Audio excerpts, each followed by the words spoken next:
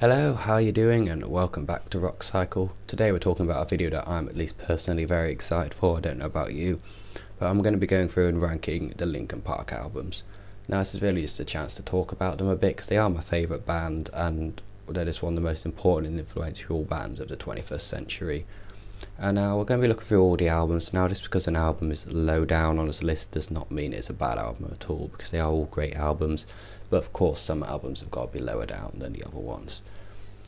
And I just want to say I'm not going to look at things like Collision Course or the unreleased albums or even the remix albums. I just want to keep this simple, just their actual original studio albums. So without further ado, here we go. So, first of all, coming in at number 7 is One More Light. Now, this was a controversial album from the start, but I think one of the most important things to say about this album is it is always going to be marked by Chester's unfortunate death. Now, this gives the album an emotional sadness, which really sort of brings it down. It makes it very beautiful in a very sad way, if that makes sense to you. But it makes the album less enjoyable if you think about it in purely fun terms. It gives the album a beauty, but it gives the album a sadness at the same time, especially the single One More Light, which is personally my favourite song from that album. And the music video to that was so moving and special. Really, that's what made this album for me, that particular song. Now, I know many people dislike this album, because it's a bit more of a poppy album, and I think personally I'm guilty of that too, I will admit. But this is Linkin Park we're talking about, so I'm fully open for them trying and embracing new styles, and I think they've always done that with every single album they've done. But I think this album, some works and a lot more didn't work, to be honest.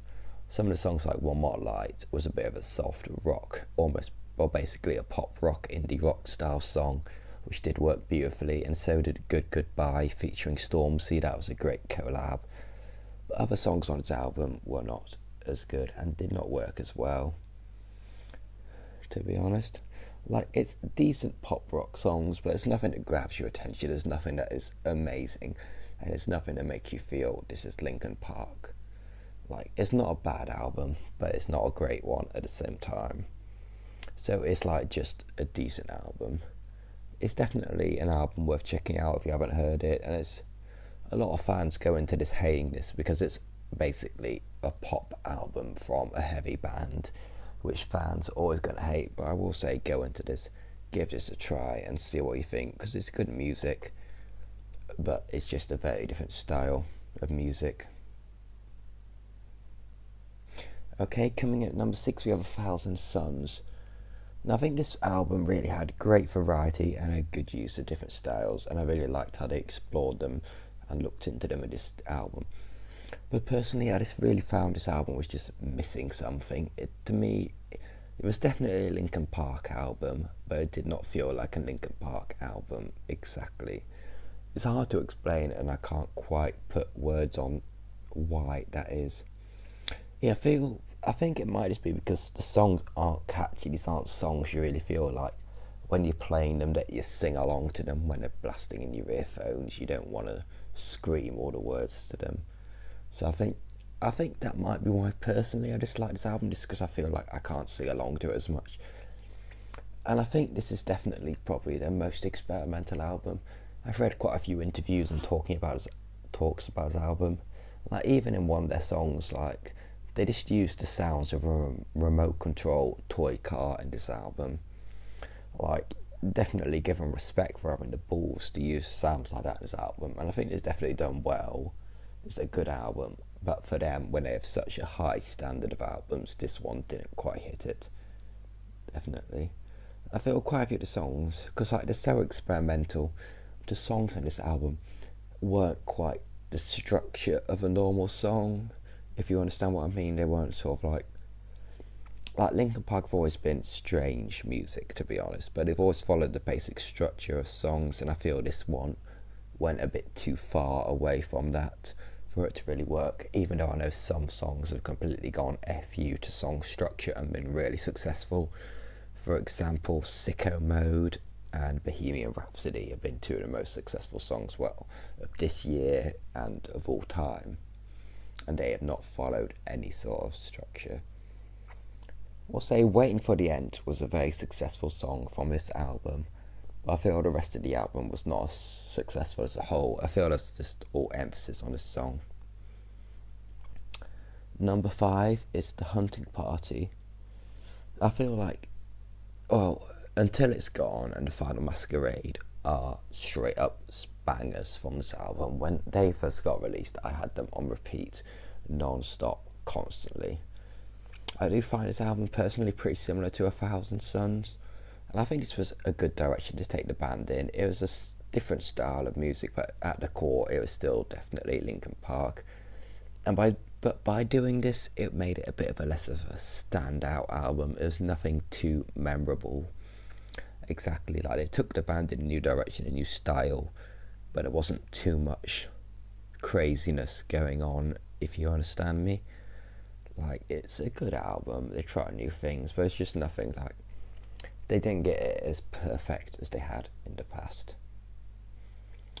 But I'm going to say, like, making it not necessarily a standout album isn't a bad thing. It means they're all good, solid songs.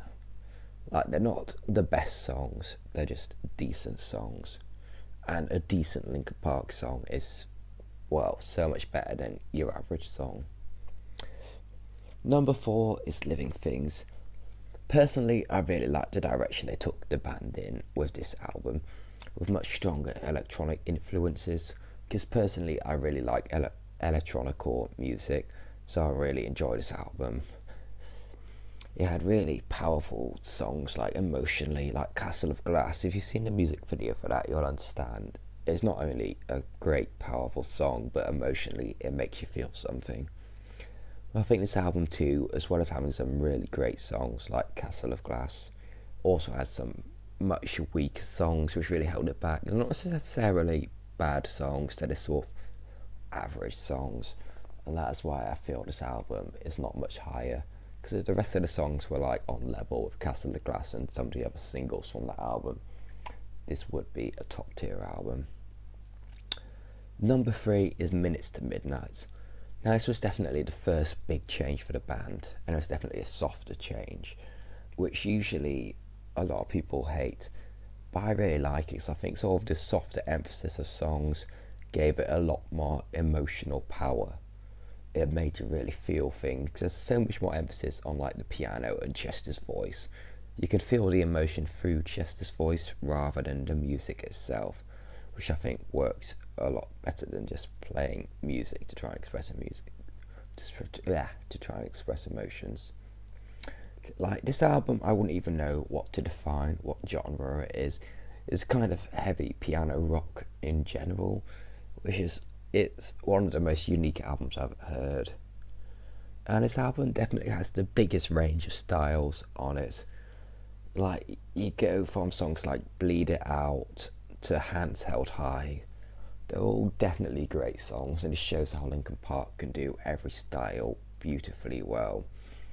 So I think this is what I really like about this album, is how well they can do such a range on it. And I think this really shows Chester Bennington's range as a vocalist and how powerful his voice is. Now, there's so much more emphasis on his voice and not the music in this album, and I think that is why I personally really like it.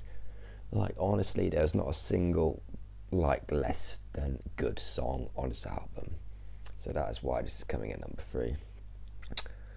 Now, number 2, this is probably what most of you expected to be number 1, so I know this is going to be controversial, but we'll go a bit more into it later on, and that is Hybrid Theory.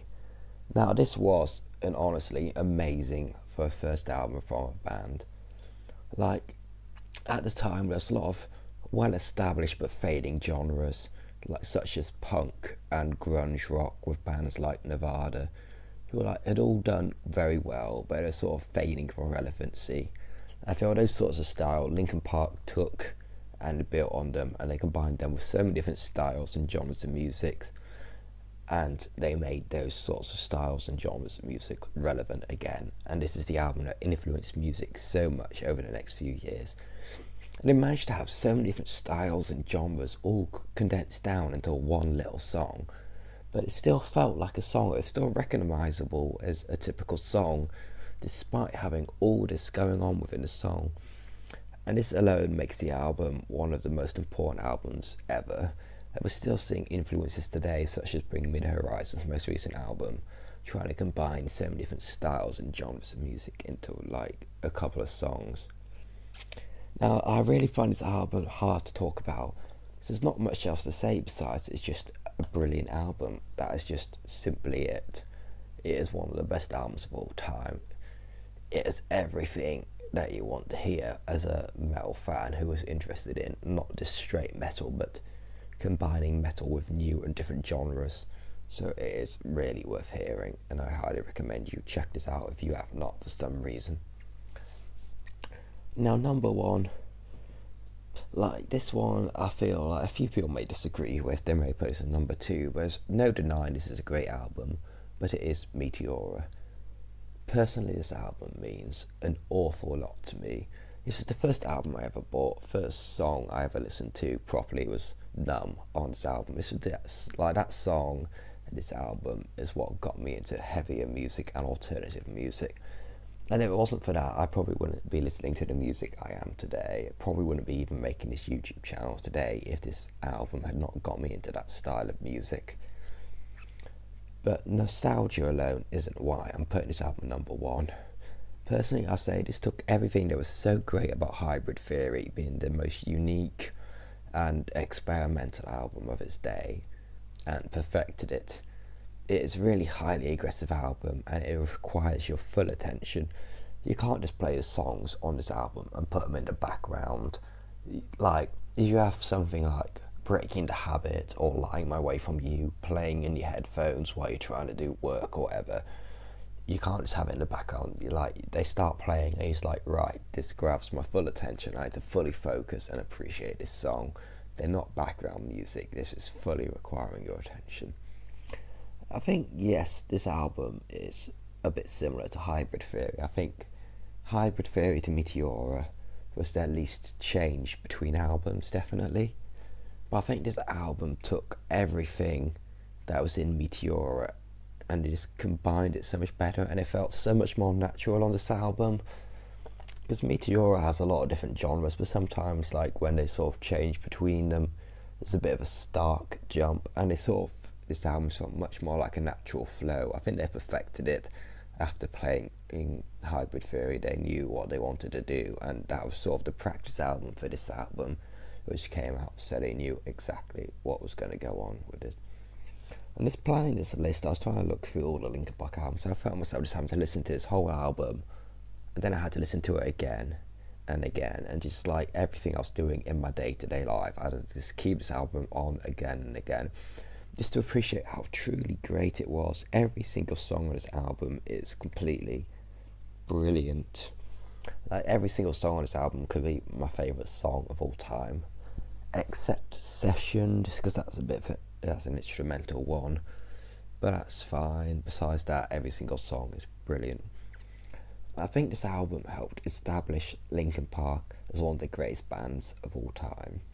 It showed Hybrid Theory wasn't just a fluke album, wasn't just them getting lucky and producing a good album when it's the first album with all the practice they've had. This showed that they were a solid, good band. It is great music, but it has great emotion behind the songs, which is one of the things Linkin Park has really done well. And I think this is one of their best albums for showing that, because the emotion behind the songs and the stories that they tell is what takes this music to the next level, and personally why I really enjoy this album, and personally why I really enjoy Linkin Park in general.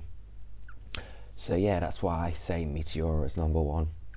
So again, let's go over to recap. Like, Linkin Park have gone through so many different changes over the years. It is hard to exactly compare, because you're basically comparing a great metal album to a great pop rock album.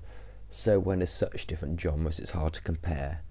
But that is my personal rankings of the albums. And I mean no disrespect to any of the albums of this order. They are all some of my favourite albums. Now, I know this video has gone on quite a bit, but I don't really my favourite band of all time, so I wanted a good time to talk about them and fully appreciate each album in its own element. Now let me know down in the comments below what you think of my rankings, what you would give your personal rankings.